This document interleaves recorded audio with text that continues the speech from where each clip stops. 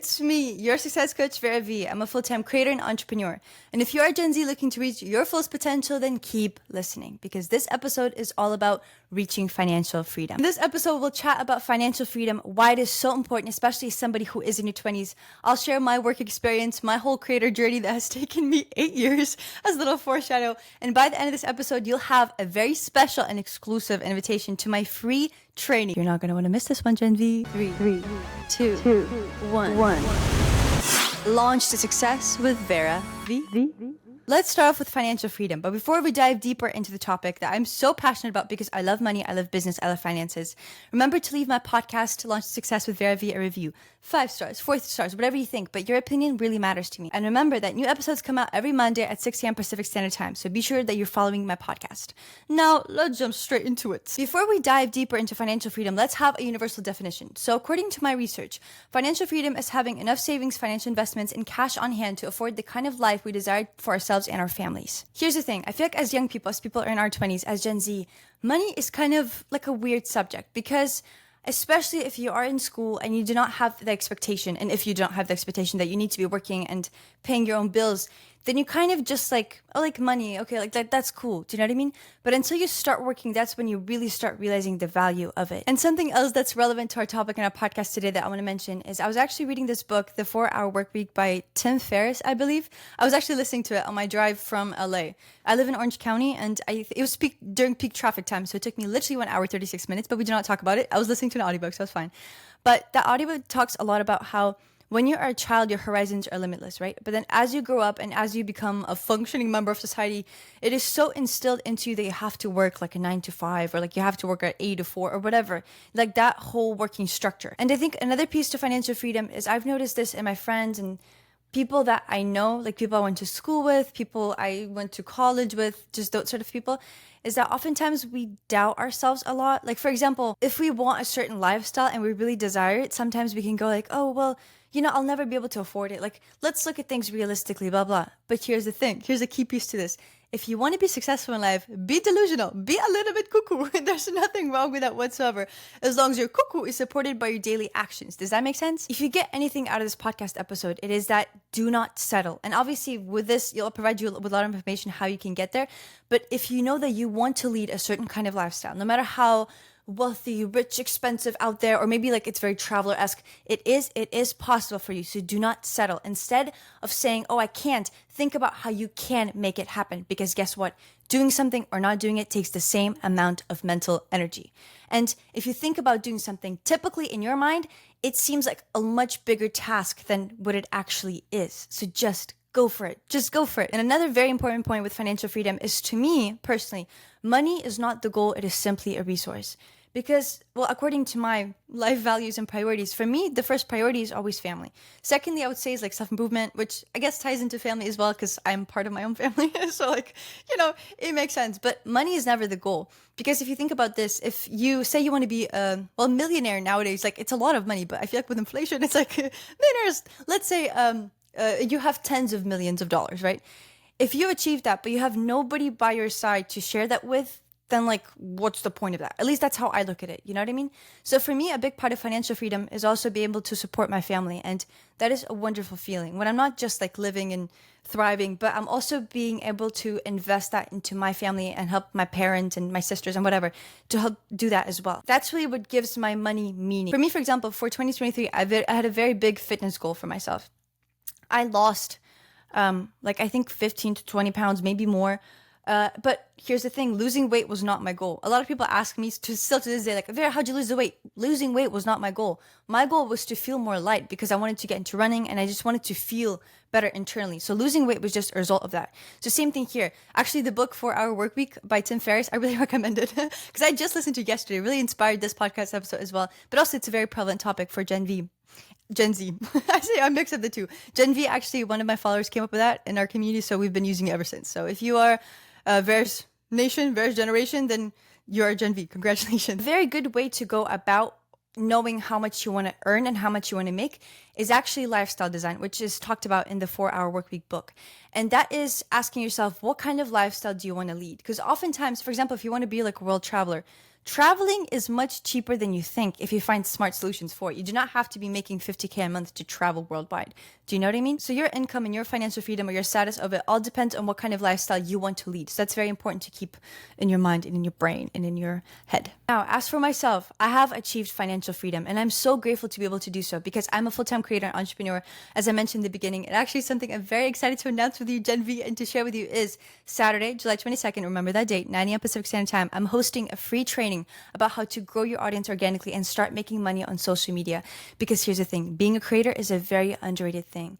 A lot of people do not realize how far it can take you, but also how cool of a job it is. Personally, I think it is the coolest job in the world. And when me and my creator friends are talking about it, we're always like, isn't it crazy how we get paid just to do what we love, just to be ourselves? We get paid for being ourselves, using the products that we use ourselves, like in our daily lives already. Collaborate with the coolest brand, meet the coolest people, go to the coolest event, and have the coolest opportunities ever. And that all happens as a creator. And I'll share about my creator journey / my work journey in a bit, but come to my free training. It is going to be in the description of this podcast episode. It is also all over my Instagram if you want to do it that way as well. Now, let's talk about my creator / work journey. Those two, my creator and work journey, are a little bit separate until they come together, which we'll talk to. But something that's important to preface is that from a young age, I knew that I did not want to work a 9 to 5. I never saw myself that way. I have to make like a whole separate podcast episode about my careers because at first I wanted to be a gymnast, then I wanted to be a professional tennis player, then I wanted to be a dancer, then an actress. Like I wanted to be a bunch of things, singer-songwriter. I wanted to be a bunch of things. And singer-songwriter is recent, by the way. So that tells you a lot about my little change of heart. Sometimes I'm passionate about a lot of things. So, but the key point here is that I knew that I did not want to work a 9 to 5. I never saw myself doing that. I remember 5th grade, I had a best friend. Her name is Yui. I don't know what's happening with her now. We do not talk, unfortunately, anymore because I think she went back to Japan. That's why our communication stopped. But I remember 5th grade, it is lunchtime. I've known English for like 1 year now. And she's like, Vera, what do you want to do like in life? And I'm like, I want to be an entrepreneur. How did I know the word entrepreneur when I was like 12 years old? How did I know that? Where did I get that from? I have no idea, but I heard it somewhere and I knew that it meant a person who worked for themselves. And at the time, I wanted to be a professional tennis player, and a professional tennis player is a person who works for themselves. So I was like, okay, entrepreneur, cool. But I knew that from a very young age. So I graduated high school early. And mind you, I've been taking college classes since I was in 8th grade. I have, I think, like 2 years of college credits fully completed. I just do not have a major and I do not want to pursue a major because I just learned for the sake of learning and applying it into my life. Like the major structure does not really work for me. You know what I mean? So that's a little bit to elaborate on that. But I knew that I wanted to work for myself because in a 9 to 5 job, not that there's anything wrong with that, but for me personally, I knew that I would feel restricted. I work much better when I'm by myself or when I can make my own teams of people because I think I have a gift for making communities come together, which I think is supported by the fact that in our Gen V community, we have over 130,000 members. Isn't that crazy? I feel like it is. How cool is that? I think awesome. Amazeballs. But also another part to this that never really sat right with me is I feel like when you work a 9 to 5, and once again, there's nothing wrong with them. It just all depends on your goals and what kind of lifestyle you want to lead. But I've always felt like in a 9 to 5, there's always a financial cap on you. Like you can be the absolute best worker there is. For example, I know a person, and I'm not going to go into specifics now in case they are listening to this, but they're the hardest worker I literally know. Hardest worker I know. They work at a big corporation. It's a big company. And the amount of hours and effort that they put into the job, they go above and beyond in everything and anything I do. And they're so underpaid for it. They should be making like 2 to 3 times more because they're so valuable to the company. They're such an asset. So that's what I mean when I say that there's always a financial cap on you. Versus if you're doing something by yourself, if you have your own business or you're a creator like I am, and if you have your own business like I do, you do not have that financial cap. Your results oftentimes, obviously it depends on luck, but I'm a true believer that the harder you work, the luckier you get. If you're a career, if you're an entrepreneur, your success, your financial wealth, it all depends on how much work you put in and how much smart work you put in. Because it's not just like dumb work. Do you know what I mean? You know what I'm talking about? Yeah. It has to be strategic, it has to be calculated, it has to come from the heart.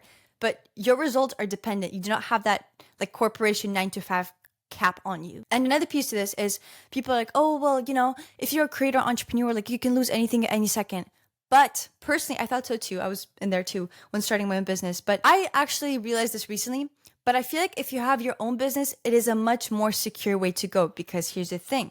What if a company has shortages or they're doing their yearly cuts, whatever? I think a lot of cuts are happening right now. Like Twitter filed 80% of their personnel and their results are better now, which actually talks about another rule that I also heard in the 4 Hour Workweek book.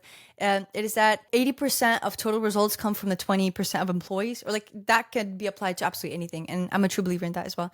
80% of your progress comes from the 20% of efforts that you're putting in. So figure out what those most effective efforts are and lean into them.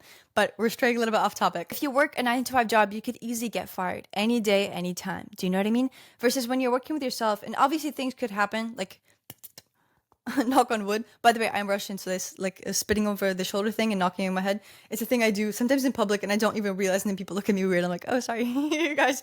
I'm a little bit superstitious when it comes to that, just a tad. Cultural stuff. But if you build your own business correctly, then it is actually, in my humble opinion, much more secure than you working for somebody. But once again, there's nothing wrong with working for somebody. There's nothing wrong with being employed if that aligns with what you want to do. Because also another piece to this is when you have your own business, and I can tell you this, maybe someday I'll get it to a point where I'm like working for 3 hours a day. But honestly, it's like the saying, you quit a 9 to 5 to work 24/7. But once again, it all depends on your goals. Because for me, my business is my mission. Like they're so aligned. So I love what I do so much. It is Sunday. I'm recording this podcast episode. Like I'm working through the weekend. I'm working every day. And I love it so much. It brings me joy. It fulfills me, you know? So if that's something that interests you, that kind of lifestyle and really being aligned with your mission and your business being your mission, then maybe starting your business is for you. But if you want to work a set number of hours, like do that work, then maybe working a 9 to 5 is for you. It's all individual and there's nothing wrong with each choice. Maybe you'll switch over one day. Whatever works for you. Now, let's actually get to my creative journey. So I started working at 14 years old. And by working, no, I do not mean making videos. I started making videos when I was, I think, 11 or 12 years old. Actually, let me start off with that. So I was 11. I talked about this in my live stream on my Instagram about how I became a full-time creator. Be sure to check that out. It has like me smiling with the sky against it. Very pretty smile, very pretty girl. I'm just kidding. Not me boosting my own ego. No, but you should totally listen to the live stream. It's 45 minutes, but it is very interesting. Like it is structured just as this podcast. I'm very big on time efficiency. So you do not see me having a lot of quote unquote water. I cut the fat, I'll leave the meat in, but cut the fat. No, we don't need fat in here. Anyway, as I was speaking, I started making videos at 11 years old. And originally I got the idea because we had a tradition in my family where I'm originally from Russia, as I mentioned. So I moved in 2013 to California, United States of America, which is where I'm at right now. And my family and I, we would always go to Olive Garden every single birthday for some reason. I don't know. And if you don't know what Olive Garden is, essentially it is like an Italian, I don't want to say restaurant. Like restaurant is like a loose word for it. It's a restaurant. It's a Italian place, but it's a good one. Like I don't know. I haven't been there in a while, so maybe it's not anymore. But I've heard some stories, so I'm being very hesitant when I speak about Olive Garden. But we'd go there for every single one of our birthdays. And I remember we went for my younger sister's birthday. So she must have been, if I was 11, she was like maybe 7 or 8 years old, turning 7 or 8, which is crazy. Like she's 16 now. Isn't that wild? I feel like it is. Anyway.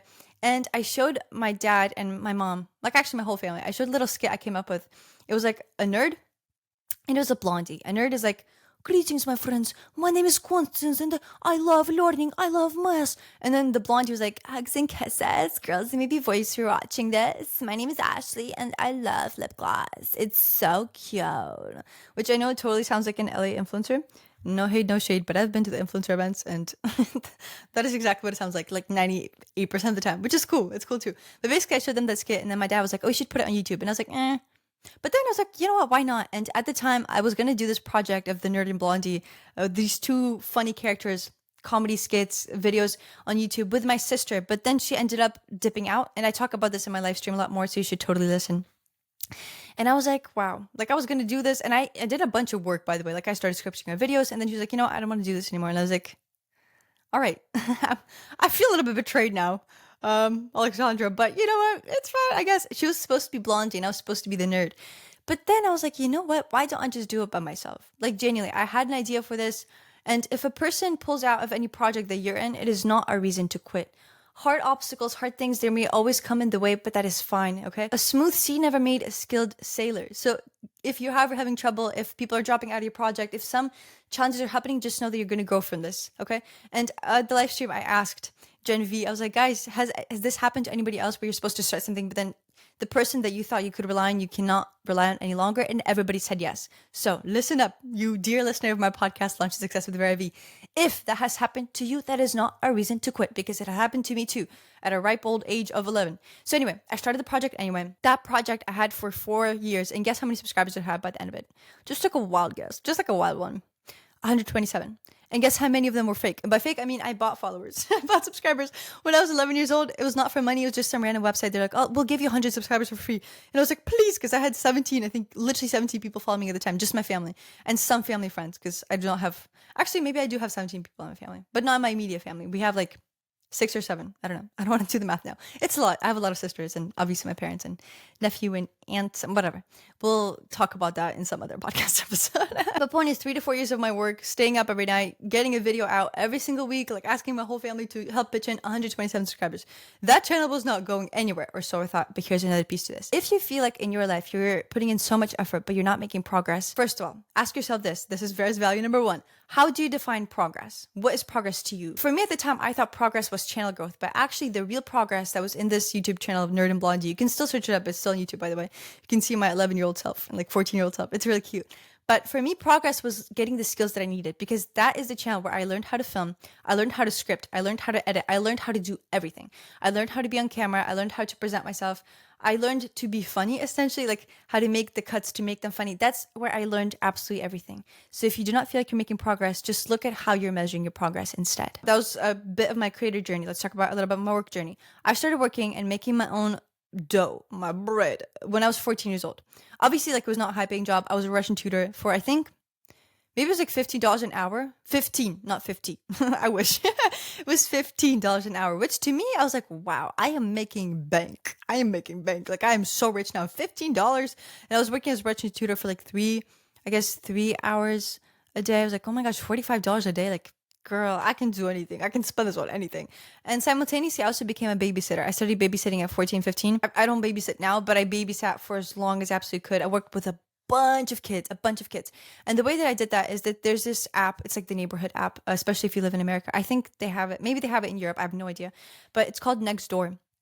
And they're banning this sort of stuff now. They do not allow it. But in the past, I would always be like, guys, I'm a babysitter. I'm available. Any sort of request for a babysitter that I saw, I would always apply. So I worked with a bunch of kids, babysat a bunch of kids. My rate was 15 an hour. And I remember somebody argued with me about that. They're like, you're charging way too much. I used to charge 15 an hour when I was like an experienced 10-year babysitter. And I thought to myself, like, all right, but like, I'm not going to charge less. I need to be a high value worker from day one. I don't know. I don't know why I got the 15. I think maybe I consulted with my parents. They're like, do 15. I was like, you know what? Yeah, I will do 15. Anyway, I babysat this one kid. His name is Sean. He's like 7 now, which is crazy. But we've been working together since he was like 2 or 3. Like, I babysat him that whole time. Crazy. And like, I think my max shift, quote unquote, was like 6 hours maybe. Because I don't think the lady or his mom wanted to go over 6 hours. Because I think at the time, like, I wasn't even 18. I was really young. So I think you could only do like a part-time job for that. But it was 6 hours for like 7 days a week sometimes. The whole summer I was just babysitting. Go from one house to the next and do this and do that. And actually, something I'm really proud of is, with that babysitting I did, so I did it for a while, right? But for the 2 years specifically that I babysat, I saved up. And by the way, I've always been very smart financially, in a sense that I do not like spending excess money at all. Even right now, I'm a little bit rigid with my finances. I'm like, if I do not 100% need it, I'm not going to spend money on it. And now I'm teaching myself, like, okay, Vera, you have the finances. Like, you're financially free, you're good. If you want this, just get it. Just be smart about it, you know? But point is, for 2 years, for 2 whole years, I babysat my ass off because I wanted to save up for a camera for my YouTube, because I was so passionate about it. 2 years. And for me, that was principle. I was like, I wanted to get it for myself. I wanted to get it for my own. And actually, ever since I started working at age 14, making my money, I haven't really asked my parents for anything. Like, obviously, at first, they paid for my music lessons because I was just not making enough money to pay off of that myself. But as soon as I could, that's what I did. And right now, I'm at the point where I am completely financially free, which personally, I'm very proud of having achieved that at such a young age. And part of that was, actually, the part of that was becoming a full-time creator and also an entrepreneur. And another thing about babysitting is that it was not always like that fun. Like, it was, okay, obviously, I love kids. I think it's so much fun. Kids are so smart. They always gave me a bunch of ideas because I love the way that children look at the world. And actually, that brings me to a point where if you ever underestimate yourself, which if you're a person, congratulations, 99% of us do. But kids, they look at a world in such a pure and limitless way, which I love. They're like, oh, I want to be an astronaut. I want to be a firefighter. There's no cap. There's no limit placed to them, which I feel like as we grow up into society, we start to have that cap and start to have that limit, which personally, I do not think is a good thing at all. It stops us from doing so much. Do you know who the number one person that stops you from achieving your goals is? You. It is literally you. You are the number one person that is stopping yourself from reaching your goals. So get out of your own way. Stop self-sabotaging. Genuinely, stop placing that cap on yourself of saying, oh, I can't. Oh, it's too much. Stop making excuses and instead use that mental and physical energy to find the ways that you can instead of telling yourself that you cannot. All right. And so, as I was going to say, is with babysitting, before I went out on my little motivation tangent, with babysitting, I actually had an experience where the mom convinced me that I had like hit a child, and I was like 14 at the time. I was a very good kid. Okay. In 5th grade, we had, what was it? I forget what it's called, but it's basically like a behavior board, and you had pins. Okay. Everybody had a pin. You always started out in the green zone at 100%. And anytime you'd get bad behavior, you would move your pin down.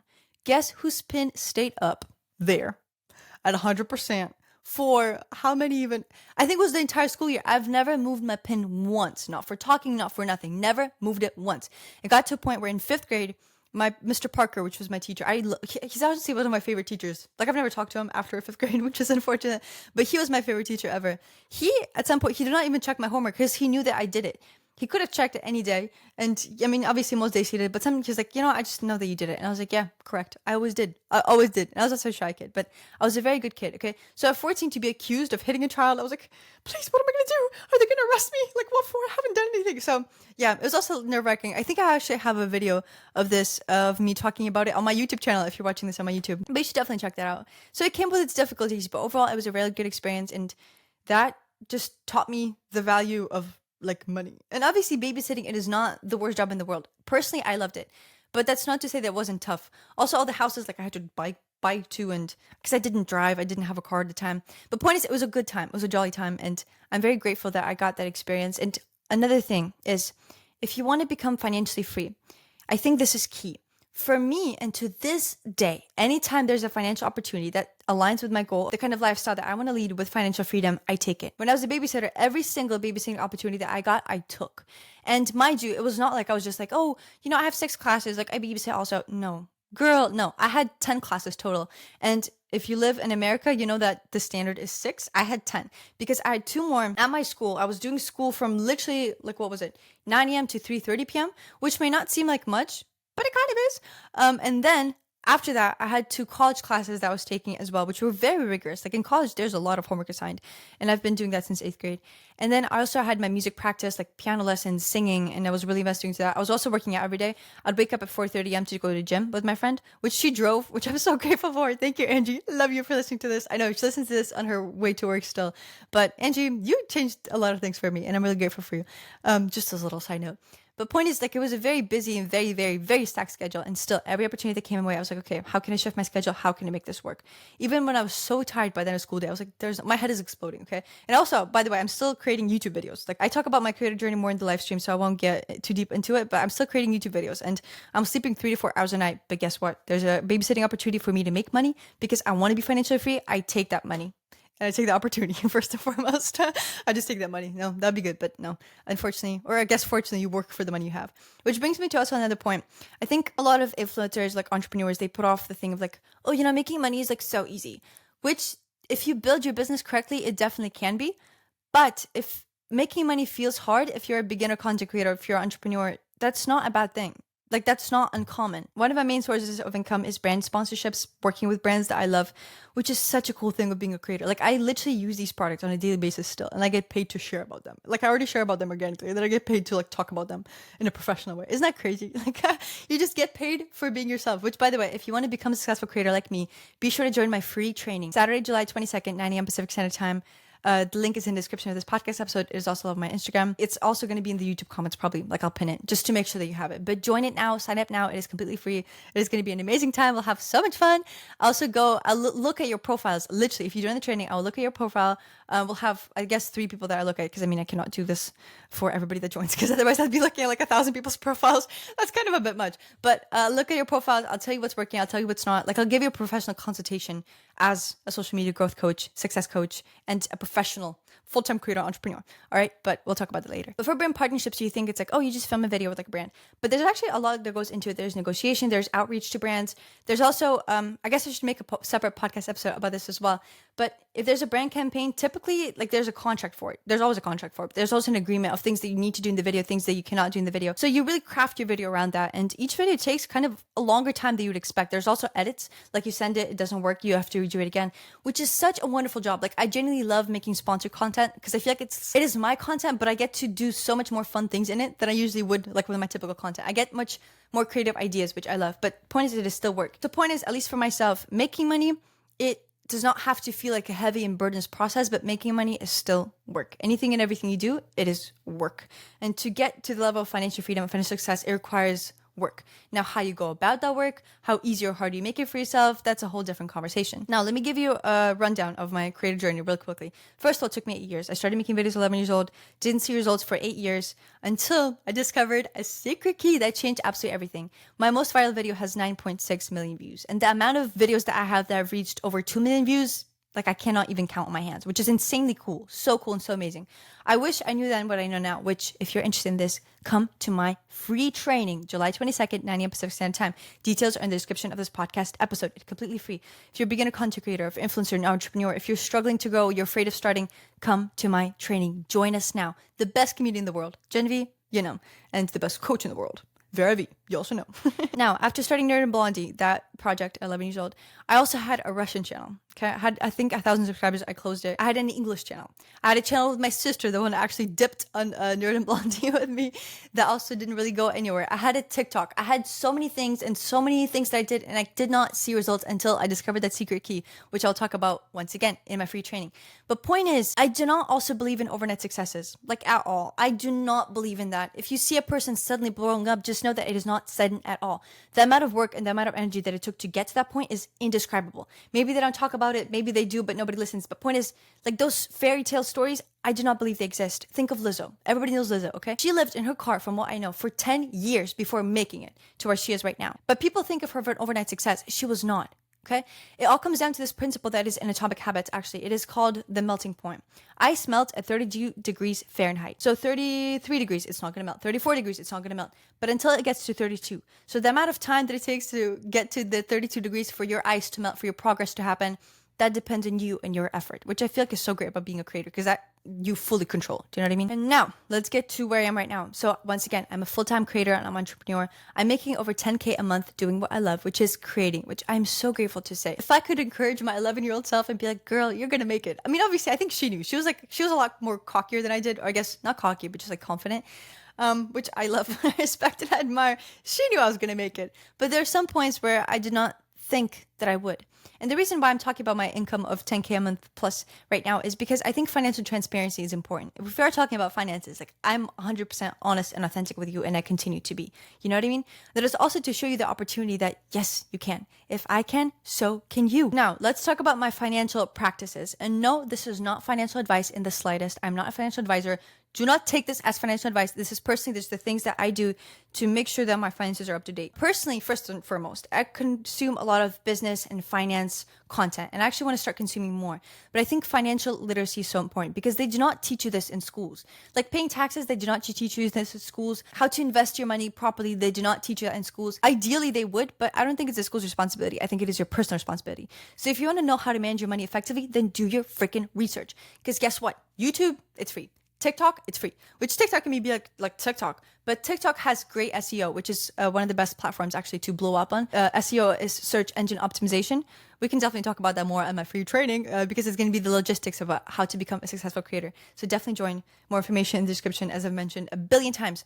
But point is, there's a lot of information out there. All the books are out there.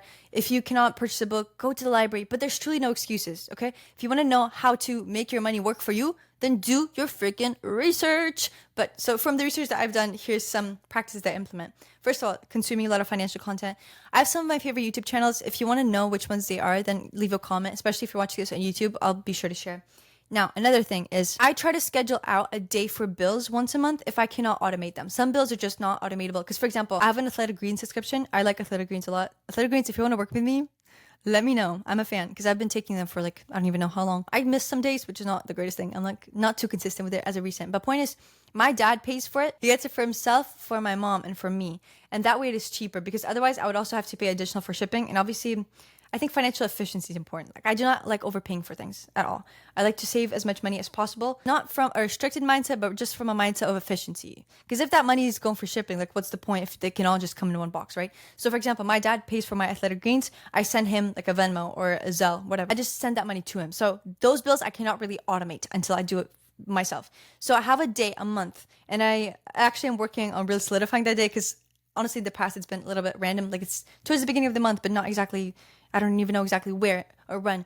But now I have a financial day for the month, okay, where I take care of my bills, rent, utilities, car, insurance, just anything and everything. If I cannot automate the bills, I'll just sit down and I'll do obviously credit card payments. By the way, my credit score is really good. I've been building it over the course of, because as soon as I could get a credit card, I did, like maybe 3 months later, which is another thing that personally myself that I did and to myself I would recommend doing is getting a financial credit card as soon as you can to start building your credit score because that is important. All builds up essentially with money and with finances, with investments, whatever. It is all the compound effect, which if you don't know what a compound effect is, I recommend that you read the book The Compound Effect by Darren Hardy. I believe that's the author. I love the book, by the way. We read that in my online self-improvement club, but the Go Taylor Club, which you may know about. Now, another thing about having a day for bills, another thing that I do is I have a high yield savings account, which you do not know what that is. Essentially, in America, at least, I don't know about other countries, but I assume so. There's inflation, which means money loses its value, right? If you put your money in a typical bank account, then guess what? It's going to lose its money over time, which sucks, okay? And I feel like to be financially responsible, at least for myself, I like having a stash, quote unquote, of money for the next 3 to 6 months of my business and life expenses, just, in case anything happens or like in case I want to do nothing for the next 3 to 6 months. I always have that money to rely on and actually have automatic payments set up for my regular checking account. There are a bunch of you can use. There's like Ally, there are other ones. Do your research on this by yourself. But basically it has a percentage of interest, return on interest per year. So I think inflation rate is like around 3 something percent per year. So my account has 4% interest. So that way I'm kind of going with inflation and getting a little bit ahead of it. So my money does not lose as much value as it would if it were in a typical savings account. Okay. Now, fourth is having a budget. I do this myself, obviously, because these are just my personal finance practices. It's important to know how much you are spending per month, especially if you're more of a careless spender. For me, that is not the problem at all. Because once again, I'm very conservative when it comes to money, which I think is a good thing because you will not catch me spending until I absolutely have to. Or I guess it's like if it's for people I love, then yeah, obviously I'll treat them. I love treating my younger sister Taya. If you're listening to this, hey queen, we just got a pedicure, which I'm pointing down right now. She got a pedicure. It's called Vera's pedicure because, for her, for myself, whatever. I love treating my family. I think it's the cutest thing in the world. My parents obviously helping them financially. But anyway, so having a budget, knowing how much of your spending is utilities, like things you need to do, versus how much of it is leisure spending. So values value number 2, ask yourself this. How much of your spending is utilities? Like how much are you paying for rent, for car, blah, blah. You should have this number clearly, solidly in your mind. Okay. The amount of money that you need to have each month, you just need. And you can also take into account all the automatic payments into your high yield savings account or like maybe into your investments. But personally, I would put that in a different category because that's a choice. But versus like rent and bills, like you need to pay that. Versus ask yourself, there's value number 3. How much leisurely spending do you have? And what do you spend it on? If you have Bank of America, for example, it actually tells you, like it gives you a little pie chart and it shows you how much goes where, which is cool. But you may need to recalculate because for me, for example, like I said, some of the payments I have, like me sending money to my dad for athletic greens, that counts, I think, like as a transfer, but it should be like health. Do you know what I mean? But so you may need to do a real calculation, but just know your budget and set your budget, a realistic one for yourself. Do not limit yourself. Just realistically set a budget with the investments you plan on making, with the money transferred into your high yield savings account that you plan on making, but have a budget. And another thing is, there's value number 3 or 4. I don't know. Lots of value today, but ask yourself, what are your top 3 to 5 priorities out of leisurely spending? Because I feel like, I don't know, this doesn't happen to me, but I know happens to a lot of my friends and family. It's like, oh, I went on like an Amazon shopping spree randomly and like I spent all my money. But just know what your priorities are out of leisurely spending. How much are you willing to pay for clothes? How much are you willing to pay for restaurants and going out? How much are you willing to pay just for your family to treat them? Know and have those numbers in your mind as well, because that's going to help steer you and guide you. Which brings us to the end of this podcast episode. Before you go, leave this podcast episode a review, 5 stars, because it was an amazing one, wasn't it? And remember to join my free training, July 22nd. at 9 a.m. Pacific Standard Time. And even if you're listening to this past this date, it's going to be available in recording. So still click the link in the description. I hope to see you there. Remember, we're going together always. And financial freedom is so important, especially if you're a Gen Z or a person in your 20s. Wow. I feel like I've been talking for, actually, I have been talking for like 30 minutes straight, which is cool. Launch to success with Vera V.